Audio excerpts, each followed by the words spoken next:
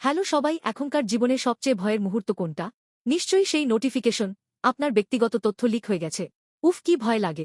ইনস্টায় দেওয়া প্রতিটা ছবি, কার্ড সোয়াইপের হিস্ট্রি, বিপদের সময় দেখানো রিত্যাকশন, এসবই তো ডিজিটাল ফুটপ্রিন্ট। কাল যদি এগুলো প্রমাণ হয়ে উঠে আসে আর কেউ বলে, এই তুই তো সেদিন এমন করেছিলি, তাহলে কি হবে? সত্যি ভয়ঙ্কর না? বাইবেলে ঠিক এমনই একজন আছে, রাজা হিজকিয়। ভালো রাজা ছিলেন, মৃত্যুর রোগ থেকে ঈশ্বর অলৌকিকভাবে সুস্থ করে দিয়েছিলেন। এত খুশি যে বাবিলের দূত শুভেচ্ছা জানাতে এলে, আয় আয় দেখ বলে রাজকোষ থেকে অস্ত্রাগার সব দেখিয়ে দিলেন। পুরো ব্র্যাগিং মোড। কিন্তু ঈশ্বর যিশাইয়া নবীকে পাঠিয়ে বললেন, তুই যা দেখিয়ে গর্ব করলি, একদিন সব বাবিলে নিয়ে যাওয়া হবে। তোর বংশধররাও বন্দী হবে। শোকিং না? 2 রাজাবলি 20টা বেজে 17 মিনিট। গর্ব করার সেই মুহূর্তটাই ভবিষ্যতের বিচারের সবচেয়ে বড় প্রমাণ হয়ে গেল।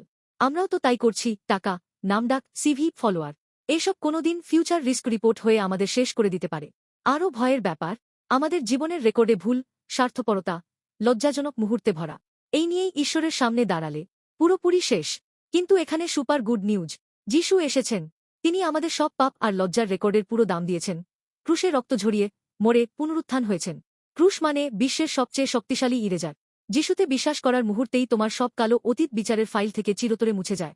এই দুনিয়ায় যা কিছু জমাচ্ছি, শেষে হিসকিয়ের ধনভাণ্ডারের মতোই লুট হয়ে যাবে বা হারিয়ে যাবে। কিন্তু যিশুর মধ্যে থাকলে একদম আলাদা উত্তরাধিকার পাওয়া যায়। ঈশ্বরের সাথে মিলন, যিশুর মতো হৃদয়, কষ্টের মধ্যেও কৃতজ্ঞতা আর ভালোবাসায় ভরা প্রতিক্রিয়া। এই উত্তরাধিকার কখনো নষ্ট হয় না।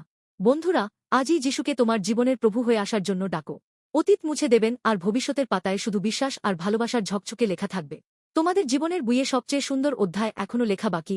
মন থেকে আশীর্বাদ করছি।